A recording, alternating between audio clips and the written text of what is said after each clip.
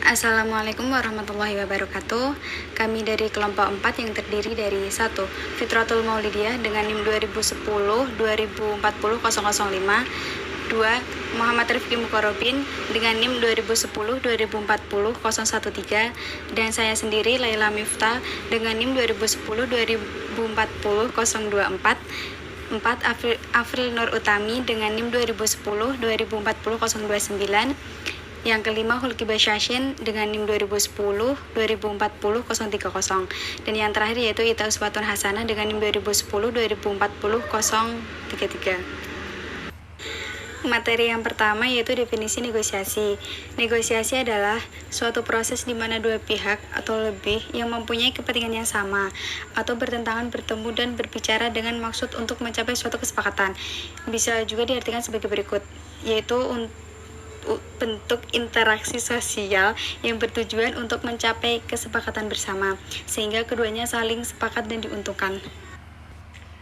Baik, langsung saja. Di sini saya akan menjelaskan mengenai definisi negosiasi. Negosiasi adalah suatu proses di mana dua pihak atau lebih yang mempunyai kepentingan yang sama atau bertentangan bertemu dan berbicara dengan maksud untuk mencapai suatu kesepakatan.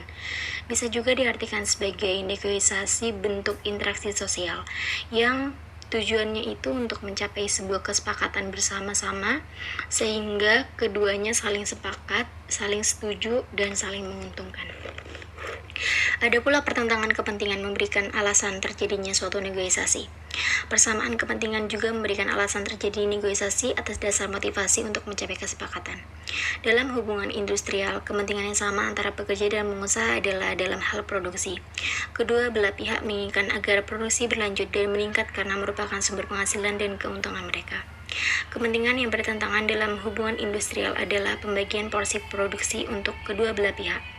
Para pekerja memperoleh porsi bagian mereka melalui kondisi pegawai dan kondisi kerja yang baik, termasuk upah yang lebih tinggi, keselamatan, kesehatan, dan jaminan kerja yang lebih baik, serta pekerjaan yang bebas stres. Pihak pengusaha memperoleh bagian mereka dalam bentuk profit, laba yang lebih tinggi, dan dana yang lebih banyak untuk berinvestasi. Hubungan industrial melibatkan negosiasi. Yang pertama, antara suatu serikat pekerja atau sekelompok pekerja dengan seorang pengusaha. Yang kedua, antara seorang pekerja secara individual dengan majikannya. Yang ketiga, antara suatu kelompok serikat pekerja dengan suatu kelompok pengusaha. Nah, poin ketiga ini dimaksud adalah negosiator yang sukses bekerja untuk mencapai sebuah kesepakatan itu menyoroti kepentingan yang sama dan dapat menghindari pertentangan-pertentangan yang ada. Karena negosiasi dapat berlangsung secara kolektif atau individual. Hal tersebut adalah hakikat sistem hubungan industrial manapun yang berdasarkan negosiasi kolektif. Negosiasi itu dapat terjadi pada beberapa tingkatan. Tingkatan yang pertama yakni pada tingkatan unit kerja. Tingkatan yang kedua yakni pada tingkat perusahaan. Tingkatan yang ketiga yakni pada tingkat sektor industri. Nah, tingkatan yang terakhir yakni pola tingkat nasional. Gambaran umum proses negosiasi adalah sebagai berikut. Pertama, relatif tidak berstruktur dan tidak ada ketua sidang. Kedua, tidak ada aturan prosedur yang baku. Ketiga, tidak ada agenda yang baku atau sama. Tiap-tiap pihak memperjuangkan kepentingannya masing-masing. Keempat, melibatkan proses pembicaraan, mendengarkan, dan pengamatan. Kelima, tujuannya adalah untuk mencapai suatu kesepakatan yang dapat diterima oleh kedua belah pihak.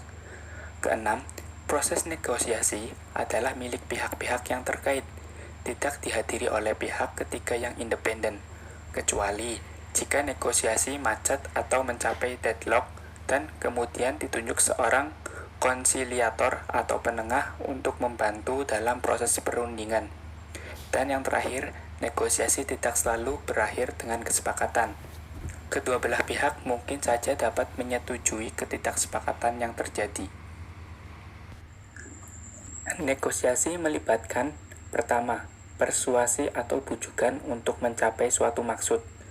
Melalui persuasi atau bujukan, Anda mendorong dan berusaha untuk meyakinkan pihak lain untuk menerima hal-hal yang Anda ingin mereka terima. Kedua, kompromi yang konstruktif atau membangun. Kompromi yang konstruktif artinya menyesuaikan posisi Anda sebagai tanggapan atas kurangnya keinginan pihak lain untuk menerima proposal atau usulan Anda.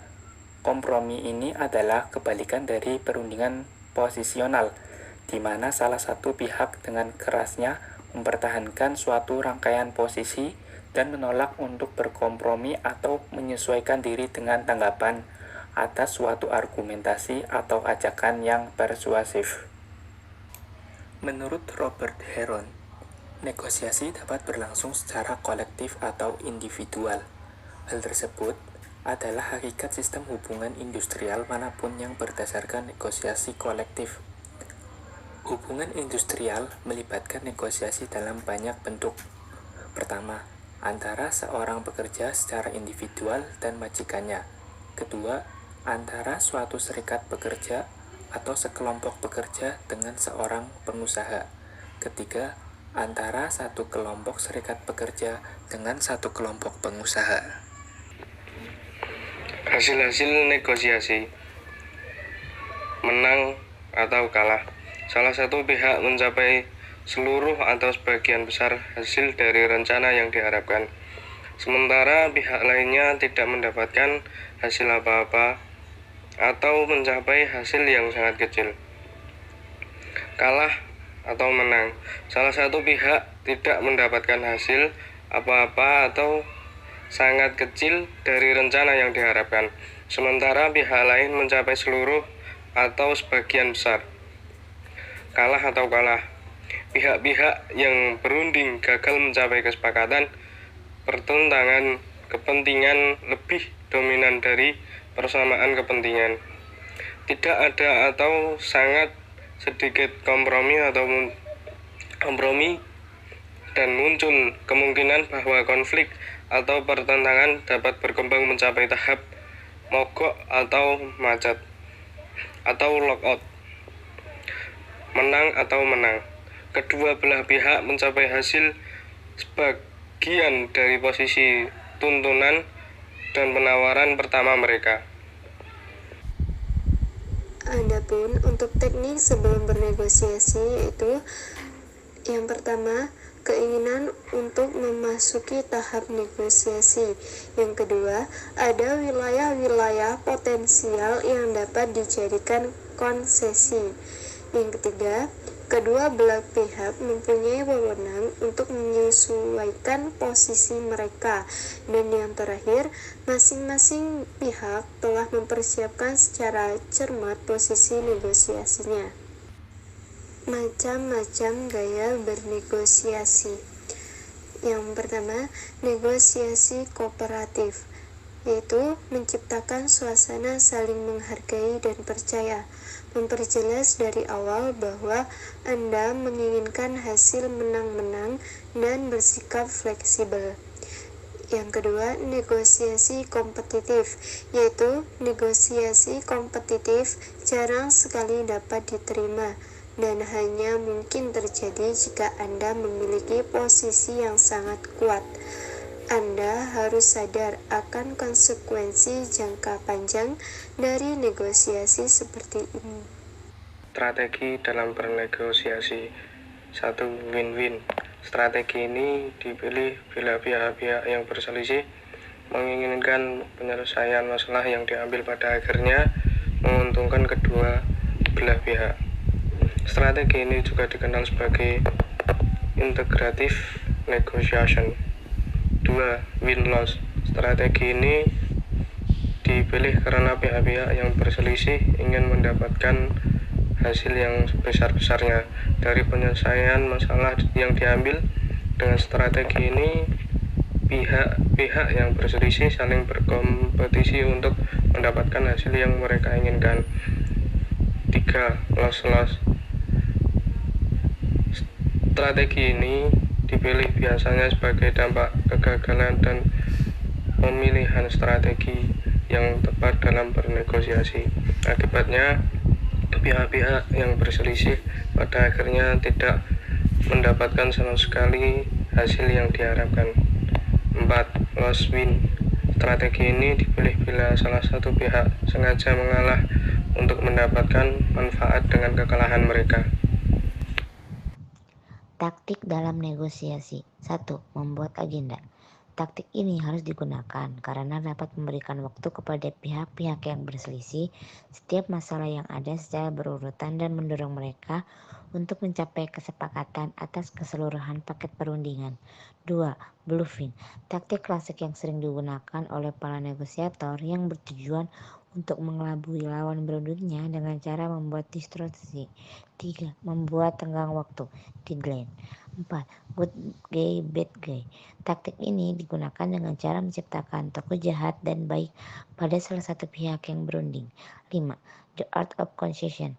Taktik ini diterapkan dengan cara selalu meminta konsensi dari lawan berunding atas setiap permintaan pihak lawan berunding yang akan dipenuhi intimidasi. Mungkin itu saja yang bisa kelompok kami sampaikan. Saya mewakili kelompok 4 memohon maaf yang sebesar-besarnya apabila ada salah kata maupun perbuatan, dan kami mohon maaf yang sebesar-besarnya jika materi yang kami sampaikan kurang maksimal.